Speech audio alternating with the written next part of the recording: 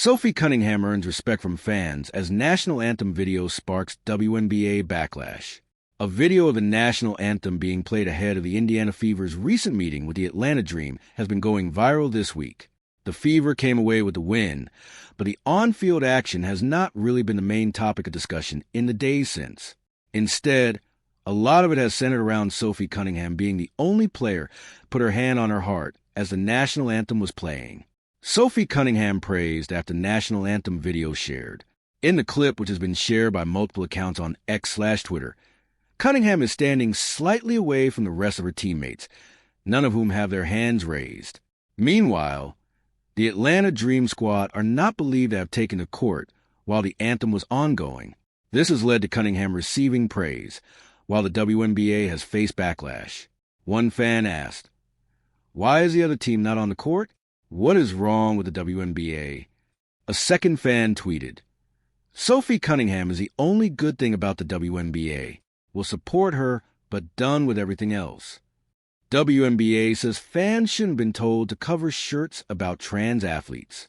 Two people wore shirts with a message that women's and girls' sports should be restricted to those assigned female at birth, while one person was wearing a shirt in support of transgender people. At least 3 fans were asked by WNBA security personnel to cover shirts that had messages about transgender women participating in women's sports during Sunday's game at Atlanta between the Dream and the Indiana Fever. The league said in a statement Monday that the fans should have been free to wear the shirts.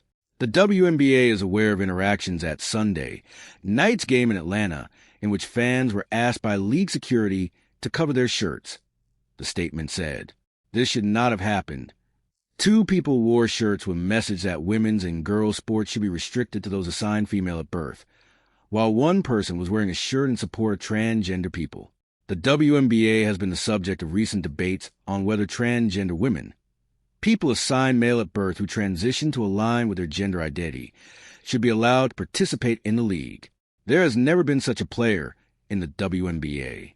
Although the league's collective bargaining agreement says the WNBA is restricted to women, it contains no more specific language about gender identity or sex assigned at birth. There have been players in the league who were assigned female at birth and later came out as transgender or non-binary. Sophie Cunningham of the Fever said in an ESPN profile published last month that she was opposed to transgender girls and women competing in girls' and women's sports. Her stance led to small rallies and protests outside Fever games in Seattle and Portland, and Storm minority owner Celeste Keaton was given a 5-game ban for confronting 2 fans who had signs supporting Cunningham. The league has informed the security workers from the Atlanta game that they were wrong to ask that the messages be covered up. The Dream said the team was not involved in the security personnel's actions. The Atlanta Dream believes in creating a safe and inclusive environment for everyone. Unfortunately, at last night's game, WNBA security took actions that fell short of that standard. The Dream said in a statement, "At no point was Dream personnel involved in the decisions made by WNBA security." WNBA says fans shouldn't have been asked to cover XXXY shirts at Fever Dream game. Security officials have been told by the WNBA that they acted incorrectly. 2 fans of the Indiana Fever and the Atlanta Dream game on Sunday were asked by security to cover their shirts, which had messages about the participation of transgender athletes in women's sports. A WNBA spokesperson has since said the interaction shouldn't have happened. Casey Thomason and her daughter Annie were 2 rows back from courtside at State Farm Arena in Atlanta, Georgia, sporting XXXY athletic shirts in support of Indiana player Sophie Cunningham and her comments on keeping women's sports and spaces strictly biological female. When the game went into overtime, a security guard approached the mother and daughter duo and asked them to leave their seats to talk to them. Biology and science is offensive. Fox News reported the Thomasons were unsure why they were targeted at the game when there were other fans wearing shirts that said, "Protect trans kids," and "Trans kids belong in sports." Is it about our shirts? Casey told the outlet she asked the security guard, who she said told him fans were offended by their shirts.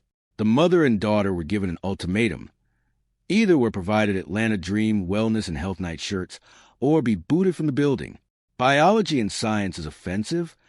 Casey asked before reluctantly agreeing to put on the shirts, so they wouldn't miss the last 2 minutes of overtime. The Fever won the game 95-91. During an ESPN broadcast of the game, the Thomasons could be seen with the Dream shirts in hand and talking to fans. They were eventually shown putting on the provided shirts. State Farm Arena has a prohibited items list, which includes clothing, garments, or signs displaying explicit language, profanity, or derogatory characterization towards any persons. The NBA Fan Code of Conduct also notes that obscene or indecent messages on signs or clothing will not be permitted.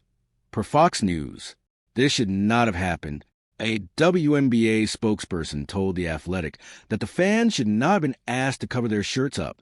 The WNBA is aware of interactions at last night's game in Atlanta, in which fans were asked by league security to cover their shirts.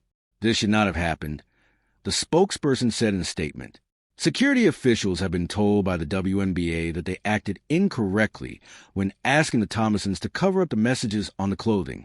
On Monday, the Dream released a statement on social media, stating the team believes in creating a safe and inclusive environment for everyone. Unfortunately, at last night's game, WNBA security took actions that fell short of that standard. At no point was Dream personnel involved in the decisions made by WNBA security. What Cunningham said, transgender athletes competing in sports, particularly the WNBA, has been much discussed ever since Fever forward Sophie Cunningham talked about it in an ESPN profile that was published in July. Cunningham told ESPN that it was common sense to ban transgender athletes from competing in women's sports. Cunningham's comments sparked demonstrations in Seattle, Portland, and Minneapolis. Per The Athletic, Minnesota Lynx coach Cheryl Reeve even expressed herself, wearing a Protect Trans Kids shirt when Indiana played Minnesota 2 weeks ago. The Women's National Basketball Players Association denounced the hate, abuse, and demonization of the transgender community in an August 7 statement. That same day, WNBA Commissioner Kathy Engelbert also sent a memo to team presidents, coaches, and general managers, stating the need to approach the subject matter with integrity and respect, The Athletic reported. A meeting was held the following week between general managers and presidents, where the WNBA didn't support the bad faith efforts to use the league as a prop to denounce transgender athletes participating in women's sports. There are currently no transgender athletes playing in the WNBA.